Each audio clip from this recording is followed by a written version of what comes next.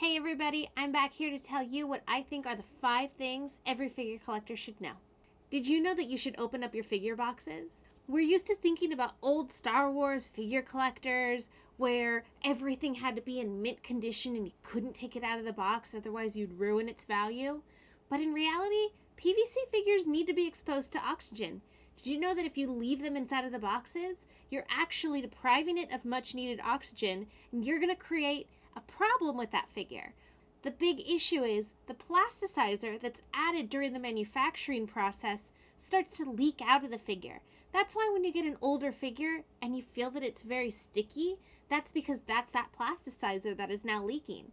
It actually can cause long-term damage if you leave it in the box for far too long. I always recommend every collector open up your figures, let them breathe. If you want to keep their boxes to keep their retail value, that's something that I can recommend too, if you have the space.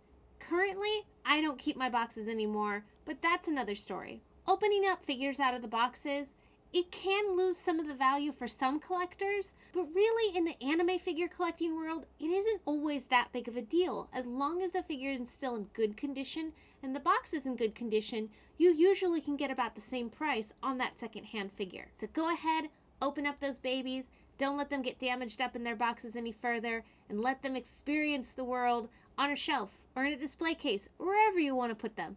Did you know that there's a fun way to open up a figure box and it doesn't even look like you've opened it to begin with? If we take a look at one of my figure boxes, this is an open figure box. As you can see, there's no figure inside. However, the tape on the top is still there as if it were a sealed box.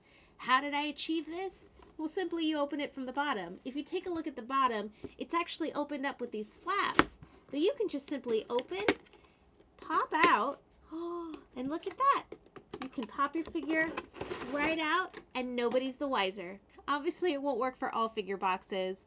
Boxes like Nendroids and Figmas, they don't have that option. So sometimes you still gotta open up the box. Personally, I still like opening them up from the bottom. I feel like giving the top of it that nice aesthetic of I haven't actually opened up the figure box just gives it something that a little extra. Have you ever noticed that the pre-order images of a figure base isn't always the same as the final product? That's because when figures are made, they don't always have the bases designed right when the figure's going out for production. They'll come with just a flat acrylic display with maybe a metal peg just to hold it up, and that's just to give you an idea of how the figure's going to be shown, but it's not actually giving you the full display. Sometimes the figures could have a very elaborate display. Other times it'll be a simple one color or maybe a logo design on the base. But it's actually very rare to see this acrylic display base actually used in the final figure production. I see it happen all the time. People online going, hey, I bought this figure. Is it real? Because the base isn't the same as what I see on the official website. That's because the base was updated during the production process.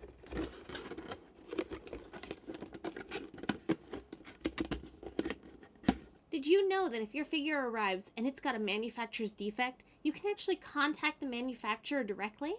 Most figure boxes will actually have the manufacturer's information on the back of the box, and it'll have information on how to contact the manufacturer if you have a problem with production. Now, sometimes some figure companies don't have an English service department, other ones do. Companies like Good Smile Company definitely have an English service department, as does Kotobukiya. However, even if you aren't aware if this company has an English service, I would still highly recommend emailing them if you do ever encounter an issue.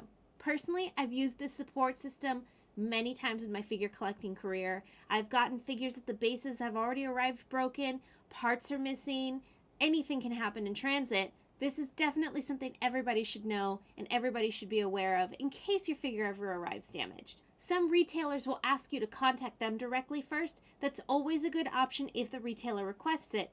Otherwise, head straight to the manufacturer. In my experience, it's very rare to be denied help as long as the figure is brand new and is bought from an official partner shop. I always say this is my biggest advice, definitely something everybody should know. Pre-order, pre-order, pre-order. Always pre-order a figure the moment you want it. Don't hesitate and do not wait for that figure to come out. Figures are made to order, so figure manufacturers will take in all that pre-order information they've gotten from their retailers and partner shops and distributors, and they'll determine how many figures they're going to make based off of that number. They'll usually make a little extra to help out for events and any retailers who want more for their online shop or physical stores. But those still are going to be very small numbers. So the idea of hoping that the figure is going to be out and that you'll be able to purchase it in a shop can be very rare. If a figure has low pre-order numbers, it's not going to get as much of a production run compared to other items. That's when you end up with issues where a figure becomes very rare and nobody has it in stock. Maybe it became popular after the pre-order closed, and then you hesitated, and then now this figure's worth $300, such as instances like the My Hero Academia androids. So those are my 5 things that I think every figure collector should know. Let me know in the comments down below, what are some of your tips and advice for any collectors? If you liked the video, please subscribe, and I'll see you guys next week. Keep on collecting.